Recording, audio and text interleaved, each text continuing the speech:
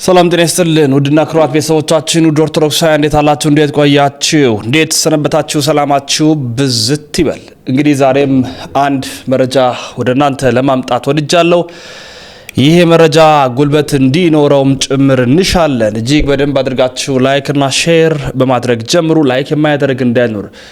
ከበርሜል ቅዱስ ጊዮርጊስ ጋር የተገናኘውን መረጃ እንደሚከተለው አቀርብላችኋለሁ። ምንድነው የተፈጠረው? ሁላችንም እንደምናውቀው በሀገራችን ኢትዮጵያ ለድህነተ ስጋ ሀብተ ፈውስ ለማግኘት ወደ ተለያዩ ቦታዎች እናምራለን። የምንወዳቸው ቦታዎች ይኖራሉ፣ የምንጎበኛቸው ቦታዎች ይኖራሉ። እዛ ሄጄ ብሄድ ህሊና ያርፋል፣ ከስጋ ህመሜም እፈወሳለሁ የምንልባቸው ብዙ ስፍራ ቦታዎች አሉ። በተለያዩ ቦታዎች ላይ ብዙ ገቢረ ተአምራት ይፈጸማሉ፣ እየተፈጸሙም ይገኛሉ። በነገራችን ላይ ይህች ቅድስት ቤተክርስቲያን ተአምርን በየዕለቱ ስለማትገልጽ ስለማትሰብክ እንጂ በየጊዜው ተአምራት የሚፈጸሙባት ስፍራ ናት ኢትዮጵያችን፣ በተለይ ኦርቶዶክስ። ታዲያ በዚህ በበርሜል ቅዱስ ጊዮርጊስ ብዙዎቹ የሄዱ ድህነተ ስጋ ሲያገኙ እንደነበረ ምስክርነት ሲሰጡ እንደነበር እናውቃለን። ከዚህ ጋር የተገናኘ መረጃ ነው አሁን ማቀርብላችሁ። ያው እንዳልኳችሁ ተከታታይ ቪዲዮችን መረጃዎችን እያመጣው አቀርብላችኋለሁ። ሀገራችን ኢትዮጵያ ላይ ያሉ ያልታወቁ ሊታወቁ የሚገባቸው ቦታዎች ምን ምንድናቸው የሚሉትንም ማስቃኛችኋለሁ፣ እያንዳንዷን መረጃ የተከታተልኩ ማለት ነው። ስለዚህ እሱን መረጃ የማስደምጣችሁ ነው የሚሆነው። ሁላችሁም ጉልበት ይኑረው፣ መረጃውን አዳርሱ በደንብ አድርጋችሁ ማለት ነው። ስለዚህ ይሄንን መረጃ ለመከታተል ያው እናንተ ላይክ ስታደርጉ አልጎሪዝሙ ለሁሉም ያዳርሳል። ስለዚህ የማያውቁ ቦታውን ማግኘት የሚፈልጉ በረከተ ስጋ ማግኘት የሚፈልጉ ወደዛ ስፍራ ያመራሉ። የእናንተ ላይክ በማድረግ ሼር በማድረግ ቪፒኤን ደግሞ ብታበሩልኝ ለእኔ ደግሞ ይጠቅመኛል። ስለዚህ ቪፒኤን እያበራችሁ ተመልከቱልኝ፣ በተለይ ውጭ ያላችሁ እህት ወንድሞቼ ማለት ነው። ምክንያቱም ያው ቢያንስ መረጃው እየተዳረሰ ሲሄድ እኛም ቦታውን እየጠቆምናችሁ እናንተ ደግሞ ጊዜ ስታገኙ ፕሮግራም አድርጋችሁ አቅዳችሁ አስባችሁ ወደ እንደነዚህ አይነት ቦታዎች ትሄዳላችሁ ማለት ነው። ስለዚህ ዛሬ በመረጃችን እንድንመለከት የምንወደው ጉዳይ ከበርሜል ቅዱስ ጊዮርጊስ ጋር ሄደው ምስክርነት የሰጡ በዛ ቦታ ላይ በረከት ያገኙ ብዙዎች አሉ። እሱን ባስቃኛችሁ መልካም ነው ብዬ ስላሰብኩኝ በቀጥታ እንግዲህ ቪዲዮ ላጋራ። ሰብስክራይብ አረጋችሁ? ሰብስክራይብ ተው ነው። እሺ መልካም። በቃ ካላደረጋችሁ ያው ያሮስ ነው፣ አድርጉላችሁ። እኔ ግን ላሳያችሁ። ወደ ቪዲዮ በቀጥታ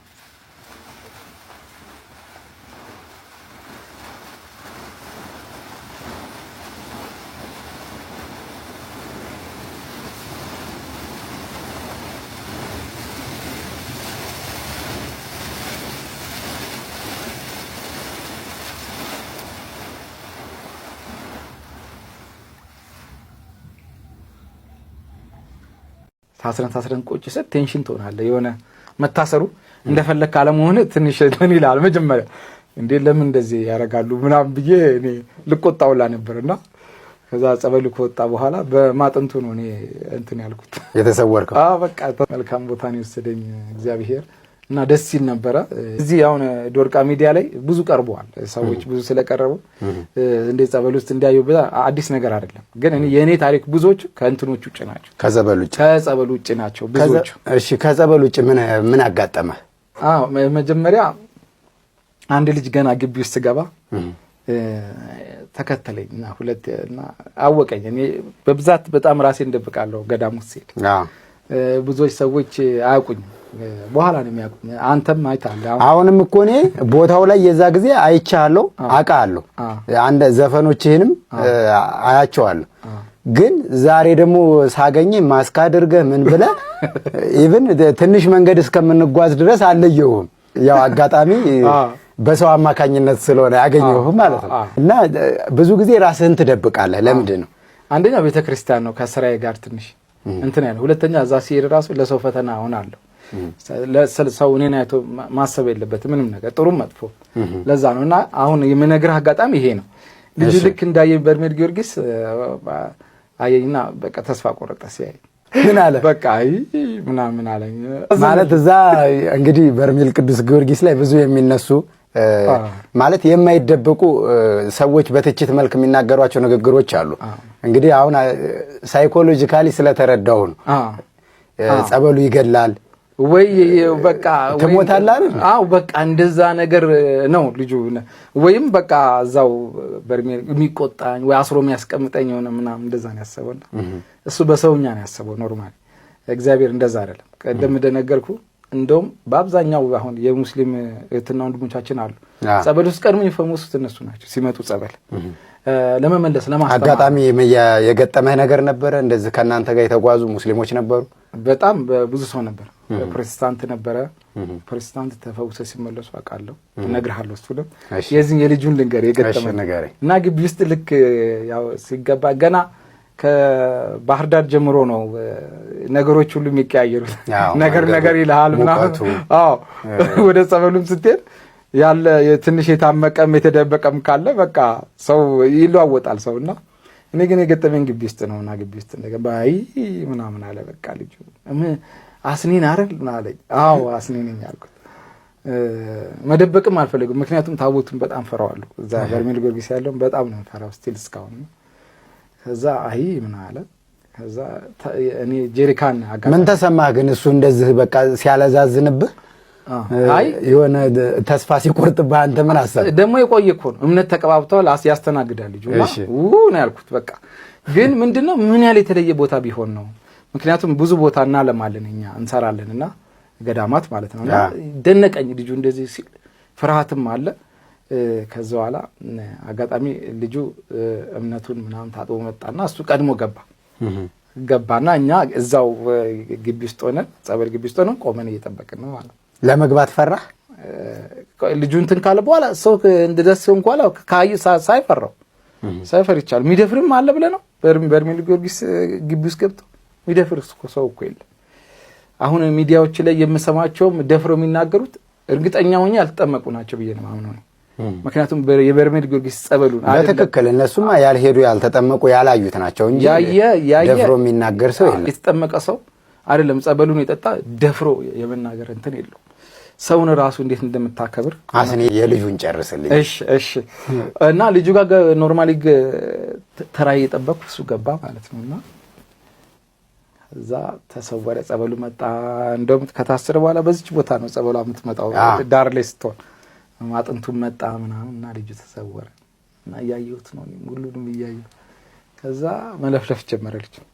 ሲለፈልፍ ግን እኔ ያመጣሁትን ፈቅጄ ያመጣሁትን አንተ ማን ሆነ ነው የምትናገረው እያለ ነው የሚጮህ። እሺ በቃ አልናገርም ይቅርታ አለዋለሁ። ማን ስለሆንኩ ነው ያመጣ?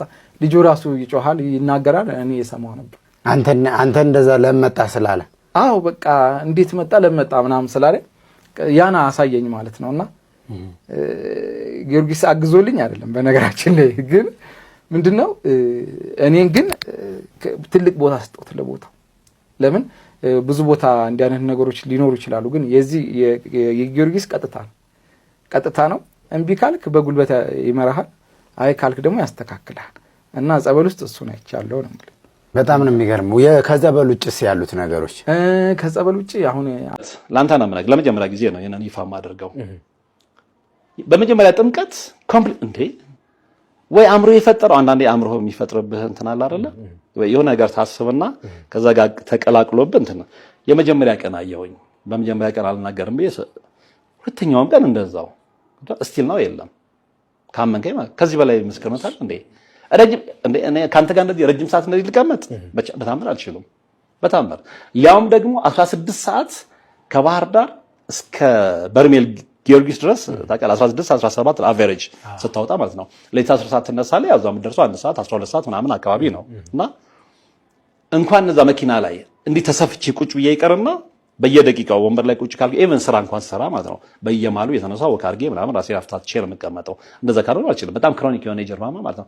ከዛ በኋላ ግን እንደፈለኩኝ በጀርባ የተኛለሁ፣ እንደፈለኩ የፈለኩትን ያህል ሰዓት እቀመጣለሁ። ምንም ነገር የለም። ከዚህ በላይ ምስክርነት የለም። አሁን አንዳንድ ሰው ይሄን ስትል አሁንም ተረት የሚመስለው ሰው አለ። አየው ትልቁ ችግራችን ምን መሰለህ? ያየ ሰው እንኳን ሲነግርህ አእምሮ ላይ ዘግተኸዋል መጀመሪያ። ገብቷል? ስለዚህ ይሄንን ጥቁር መጋረጃ ካልገፈፍከው በስተቀር ምንም ነገር ቢደረግልህ እየተደረገላቸው እኮ የማይባንኑም ሰዎች አሉ። መጀመሪያ ልቦና ልትከፍተው ይገባል። ልቦናን ካልከፈትኩ ኔጌቲቭን የምታስብ ከሆነ ትክክል አይደለም። ግን እርግጠኛ ነኝ የምነግርህ የኢትዮጵያ ሕዝብ ብቻ አይደለም ከመላው ዓለም እንደዚህ ችግር ያለበት ማህበረሰብ እዛ ቦታ ላይ ቢሄድ ይፈወሳል። እርግጠኛ ነኝ ነው። አንድ ልጅ ምን አለኝ ምስክርነት ሲሰጠኝ እንዴ የሚገርም እኮ አለ ይሄ ቦታ እኔ በአንድ ነገር ልንገር አለ የኖህ መርከብ ነው ያለኝ። የሚያስማማኝ እሱ ነው። የኖህ መርከብ ነው። የኖህ መርከብ ላይ የሚድኑ ሰዎች አይደል የገቡበት በቃ። ስለዚህ እግዚአብሔር ለኖህ ሲነግረው ከልጆቹ ሚስቶች እየመረጠ አይደለ የሚድኑትን እዛ ያደረገው ከጥፋቱ ያዳናቸው።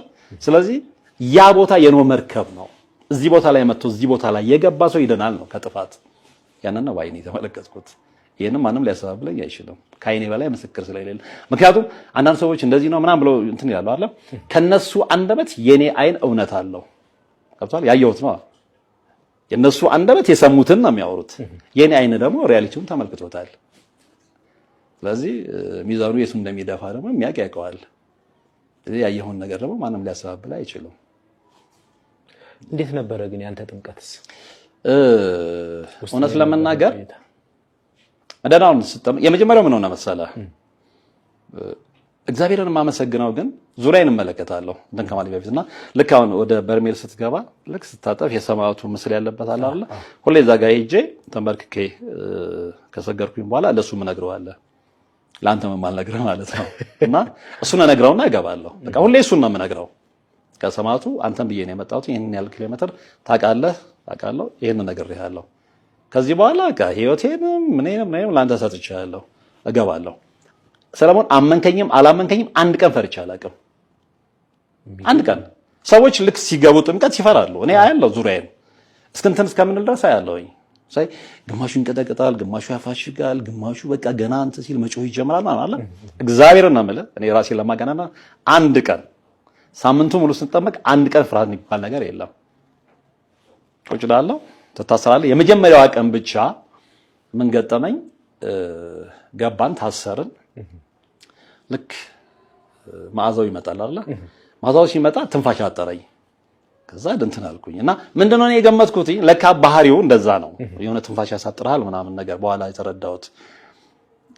ልክ እንደዛ ሲሆን ምንድነው ምናልባት እንዲ ከሰውነት የኔ የሰውነት ክብደት ድንገት ነው ቡም አድርጎ የመጣው። በፊት በጣም ቀጭን ነበርኩኝና ምናልባት ይሄ ሜታቦሊዝሙ ያመጣው ድንገት ቶሎ የመጣው ውፍረት ወይ እንትን ብሎ ሊሆን ይችል አይነት ነገርና የሆነ ወደ ሞት ሁሉ የምትሄድ የሚመስል አይነት ስሜት አለ። ከዛ በኋላ ግን ነገር ያለው ገና ሁሌ ስገባ እዛ ጋር ተናግሬ የምገባው ለሰማዕቱ ስላለ ከዛ ላይ ወዲያው ተመለስኩ። በቃ ሰማዕቱ ነገር ያለው እንደፈለግ ጋር የመጣሁት አንተ ደጅ ነው። አንተ ደግሞ አዳኝ እንጂ ገዳይ አይደለህም። ስለዚህ እመለሳለሁ። የፈለኩትን ያህል ሰው ተመልሼ በነፃነት ወደ ቤቴ እንደምሄድ 100% እርግጠኛ ነበርኩኝና ከዛ የሆነውን አላውቀውም። የሆነውን አላውቀውም ነው የምልህ።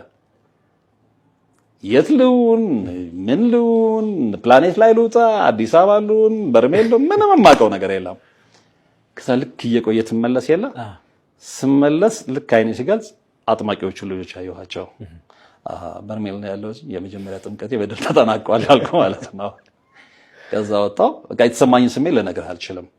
የሚገርምህ ግን እስካሁን ጓደኞቼን የሚገርማቸው ልንገርህ፣ ሁለተኛ ቀን ገባው።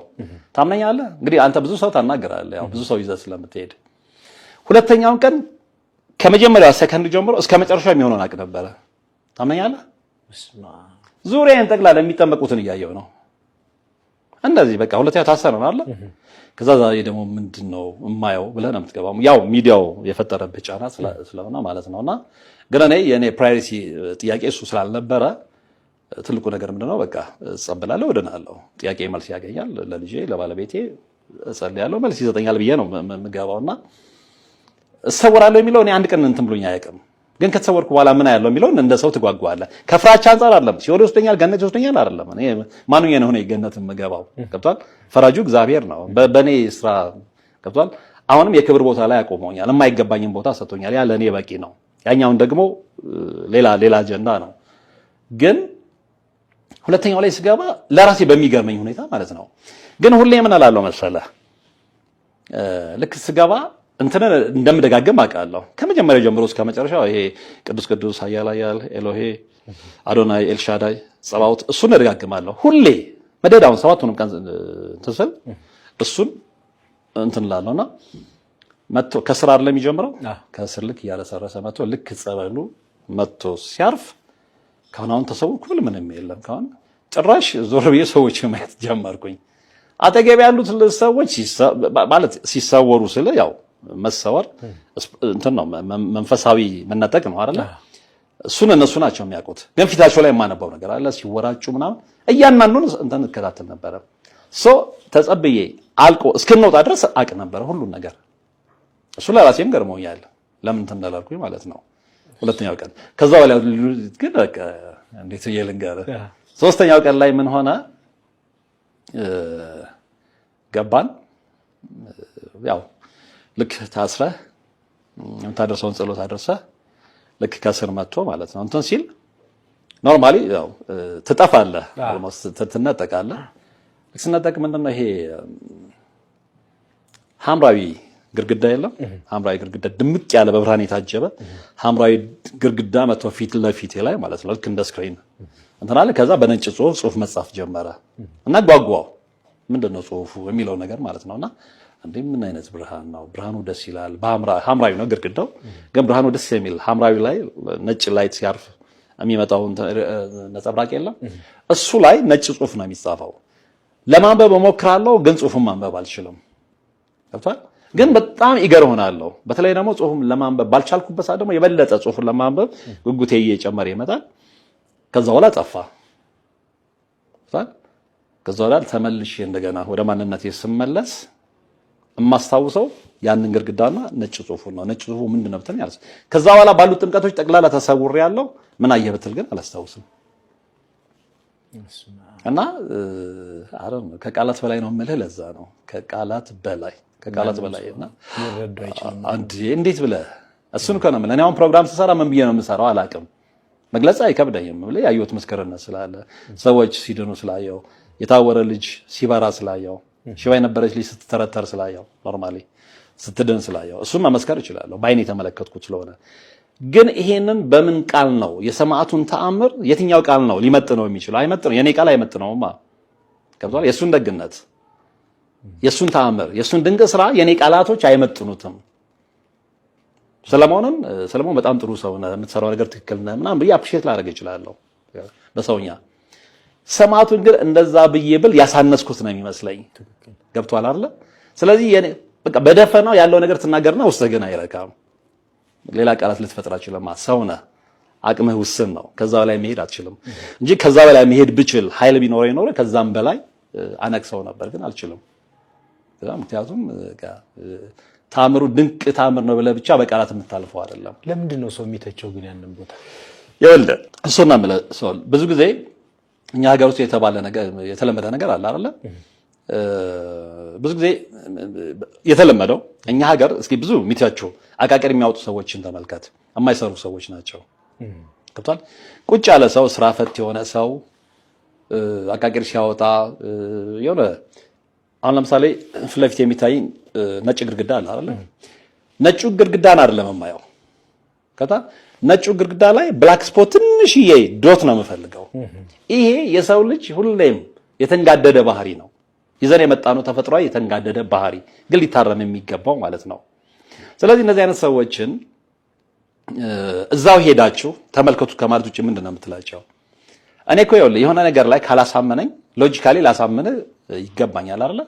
ከሰለሞን ጋር በሐሳብ ላልስማማ እችላለሁ፣ ግን ሰለሞንን በስሜታዊነት አይደለም የማሳምነው ወንድ ኮንኩኝ ማለት ነው የበሰለ አእምሮ ካለ።